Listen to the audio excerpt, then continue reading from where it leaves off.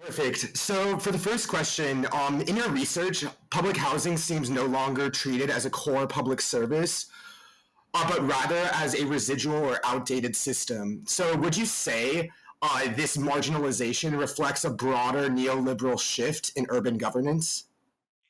Okay, that's an interesting question because I'm not sure in Italy public housing was ever truly seen as a core public service like schools or healthcare. So it was more like an infrastructure, a way for the state to use some of its building to house people. And if we go back until the 90s, the goal was pretty clear: build more homes, and it was a system in place, and the focus was on expanding the housing stock to meet growing demand. But then the things shift. Public housing bodies were turned into regional companies without public funds for new buildings. So instead of building, they focus on managing what already exists and doing it with rent money alone. So as you can see, the business model changed in a very radical way. And I'm not sure this model were really efficient because in poorer areas, rents didn't cover cost and the housing stock didn't grow anymore and stopped. So the few units that become available each year, usually due to deaths or other rare reasons, just weren't enough to keep up with growing demand. And of course, the most vulnerable and poorest were given priority. So over time, that turned these neighborhoods into places mostly for very elderly or very fragile people. And their needs go way beyond just a place to sleep. And I think this shift helped to develop a sort of new awareness.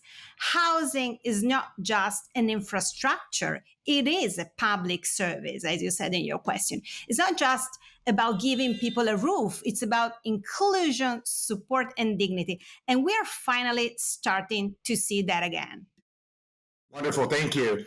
So also, given your field work in places like San Siro and Stadera, what spatial or social inequalities, especially along generational or ethnic lines, become apparent, do you think? And, does public housing, moreover, serve as a lens through which urban marginality is thus revealed? Yes, the research you're referring was part of the inequalities program funded by Fondazione Cariplo. And the idea was to look at inequalities, and we wanted to bring that lens to public housing. Now, public housing is meant to reduce inequalities, right? It's a public good in theory, and it should help people stay in the city, especially as cities get more and more exclusive, as Milan has become. But what we notice is kind of a paradox. Many public housing neighborhoods actually end up reproducing disadvantage rather than reducing it. So to disentangle this idea of public housing of a driver of social inequality or maybe both at the same time, we frame this research question.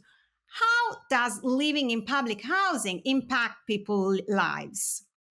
We use interviews with tenants to explore personal stories and data analysis for demographic trends.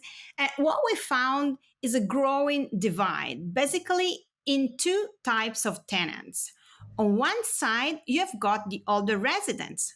Some of them were even born in public housing. They lived there for decades, entire lives. Many are now retired, living alone in big apartments that were once family homes. They have often a more stable economic situation, not rich, but with a little, let's say, but secure pension. And on the other side, we are seeing more and more new tenants with a very different profile. Often younger families, sometimes with a migrant background, lower income, less job security, and kids. They live in smaller places, and they are facing more uncertainty financially, socially, and even emotionally. And there are two manifestations of inequality. One is intergenerational. The working class 30 or 40 years ago had a better opportunity to access public housing with better conditions. Another difference is ethnical. People with migration background live in worse condition compared with, let's say, natives. So what happens? You've got two groups living in the same buildings, but in with very, let's say, different needs, like serious needs, and that's create conflicts. The seniors are dealing with loneliness and health issues. The younger families are struggling with work, childcare, and integration. And the key point is for both groups, housing alone is not enough. They bring with them broader needs the system isn't really set up to address. And that is where public housing become more than just a roof over your head. It needs to be understood and supported as part of a wider public service. No, that makes complete sense. Thank you. So the next question is, in a context that, is increasingly defined by privatization and performance indicators, do you believe that, there is still a space for imagining or reimagining and practicing a public logic within, specifically within the context of housing itself? Okay, this is a very interesting question. First of all, I wouldn't mix privatization and performance indicators together because to me, they are two very different things. Privatization is one issue. And yes, when we talk about public housing, I get concerned when asset valorization just means selling off public property. If that leads to shrinking the public housing stock, then yes, privatization, it's a problem. But I'm not against the idea of selling a single high value property if that money helps build 3 times or 5 times home somewhere else. I mean, when I say else, I'm not saying very far away from the city center. But still, that is a way to use your property, right? That's not reducing public housing, that's reshaping it, expanding access. And of course, it depends where you're building those, let's say, new homes. Are we just creating new forms of segregation or not? These are the classical dilemmas of public policy. So for me, it's not about privatization itself, it's about strategy behind it. But yes, when the strategy is simply to offload public assets, that's dangerous because public housing is a key tool for fighting inequality, and we have full of evidence inside that. So now let's go back about your question on performance indicators. Okay, some people have problem with indicators. Some people criticize them, especially from, let's say, an anti-managerial angle. But to be honest, performance is about measuring, and measuring things is crucial to manage. So we built our own indicators in our research to understand who lives in public housing. We use very hard data to answer this question. For example, how many residents have a migrant background? That's an indicator. Without it, we can't even see the full picture and the social dimension of this picture. So you need both. You need qualitative tools to hear people's voices, but also quantitative tools to track trends like average age or overcrowding. And actually, I think we don't have enough indicators. That's the problem we have in public housing. And performance measuring, where used, are very powerful to describe describe the picture, to have, to grasp the idea of the picture. The problem is, what do you measure? You are going to see just what you measure. So we need to measure more and more and measure the right things, not just, let's say, the financial indicators, but include even social indicator into our metrics. So if your goal is to reduce inequality, you can set metrics for that, like square meters per person as a measure of equity. Then you can track it and you can adjust your strategy to it. So as a professor of management, let me say, I would recommend to stop treating tools like this, like performance indicator, let's say, ideologically. No, that makes complete sense. Thank you. And then, finally, for our last question, so today's policies often emphasize efficiency, selectivity, and then market compatibility.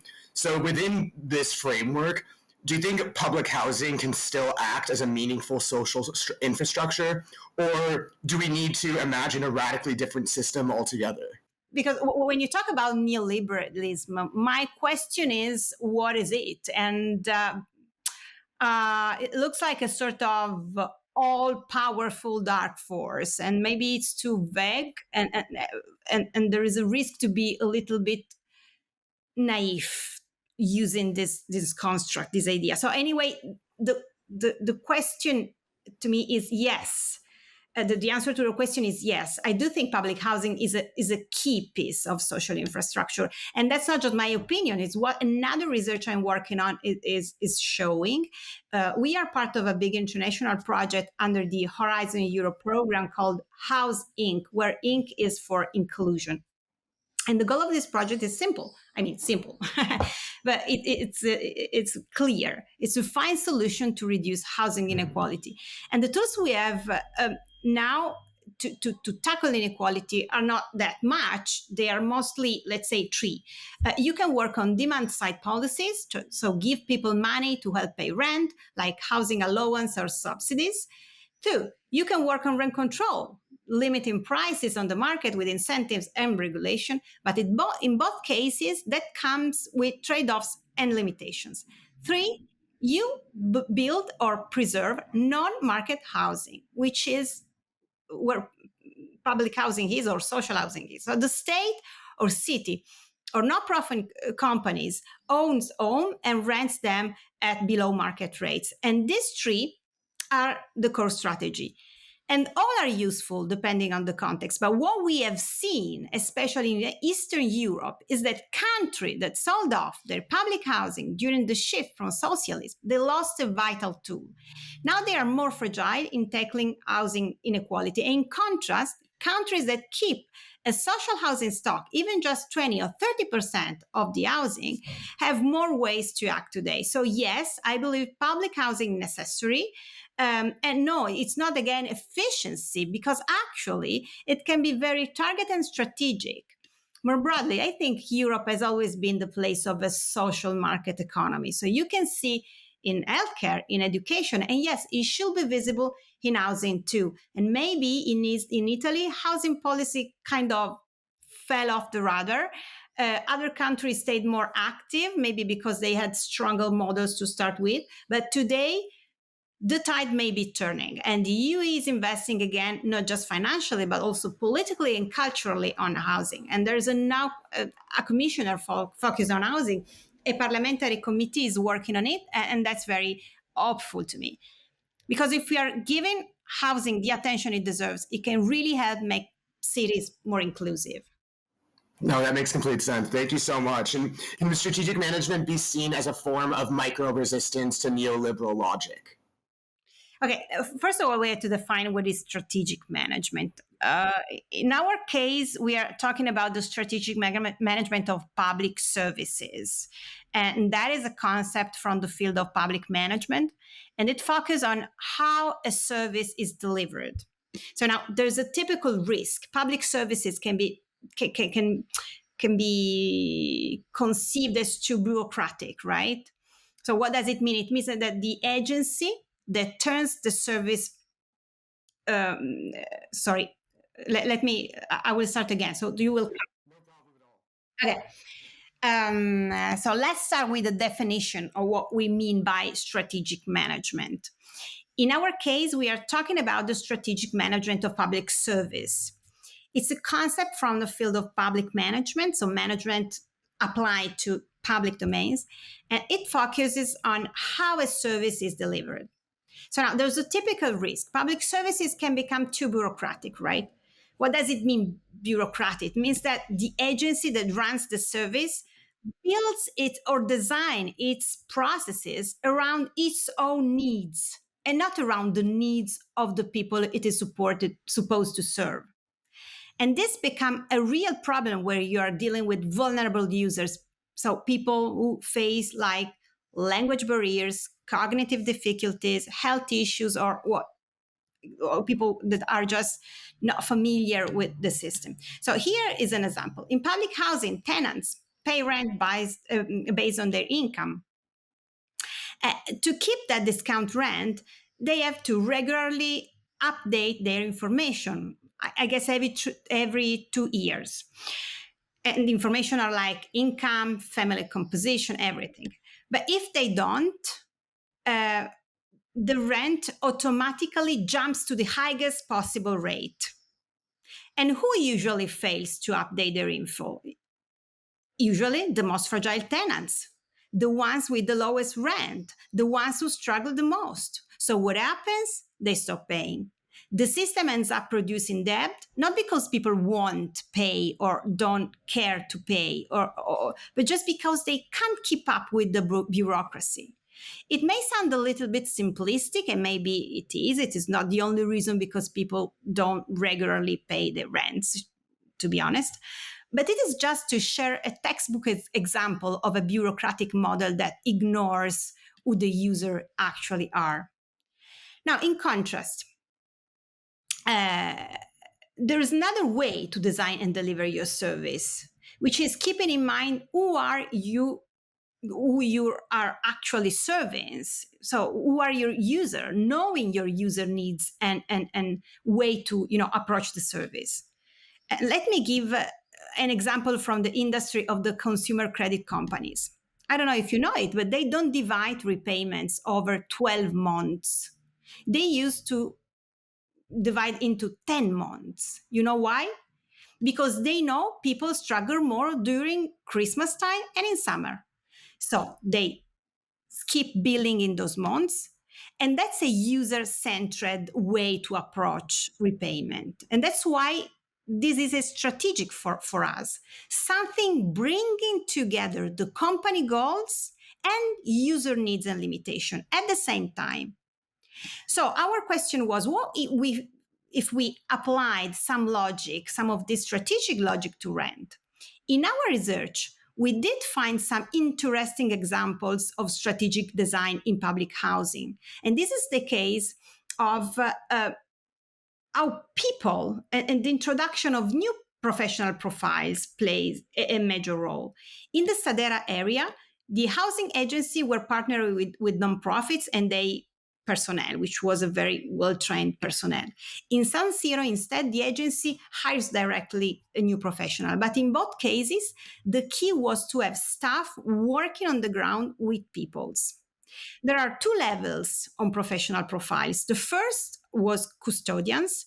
They are not social workers. They are very classical building custodians, but just having them around the neighborhood really did add a huge value because they are a presence, they are a point of contact, they can spot problems early, and they can help community feel safer. So a very huge added value.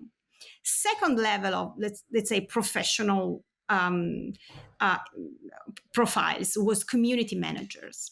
These folks cover much larger areas because they still have an office, but they don't sit behind the desk all the day. They are out in the neighborhoods and in courtyards and buildings. They talk to people, solving issues before they are becoming emergencies. So they work closely with custodians and are in contact with social services, healthcare services, and all the local welfare networks. So doing a sort of really network management. This is what we call a very proactive service, not a reactive serving, try to solve problems when problems are already there, but to prevent problems. And there is no doubt in our data about the fact that where such people, community managers and custodians are around, users really feel supported. Life gets a little easier, and it helps the public agency too, because catching problems early, technically, administrative, or social problem, is a very effective way to save time and save money down the line. So remember the example about the paperwork for the rent discount from earlier. If someone's there on the ground, they can help a tenant fill out that form and keep the rent low. And that's good for the tenant, but at the same time, it reduces areas for the agency. So that's what we mean with by strategic management, designing the service around the people who actually use it. Just one more thing about the last question, whether this model can be seen as a kind of everyday resistance to market-driven efficiency or efficiency-focused system and so on and so forth. To be honest, I wouldn't call it resistance because I don't think it's about one side fighting another.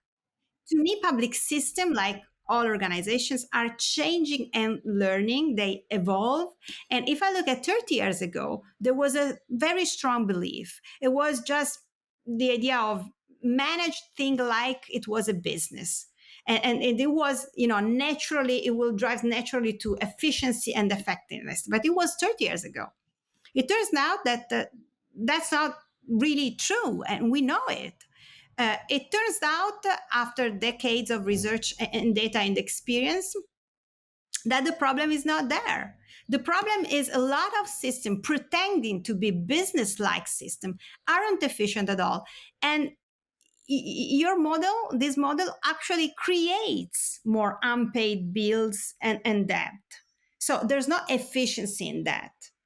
But we know that now. Here's what we know now. Market-inspired models don't always work in public services.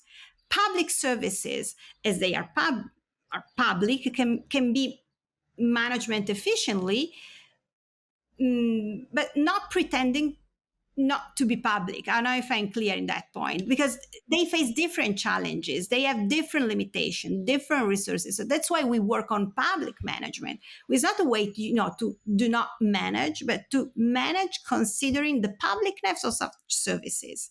So that's why we need a different paradigm.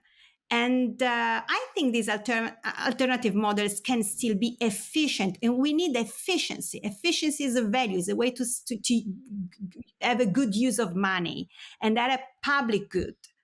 So I think the problem is not efficiency. I think is the way we frame efficiency and what are the strategy to couple with efficiency. No, that makes complete sense. Well, thank you so much, Professor. Those are all the questions that we have for you today. But just wanted to say, we really appreciate you taking the time to speak with us and everything. Thank you. Thank you, you guys.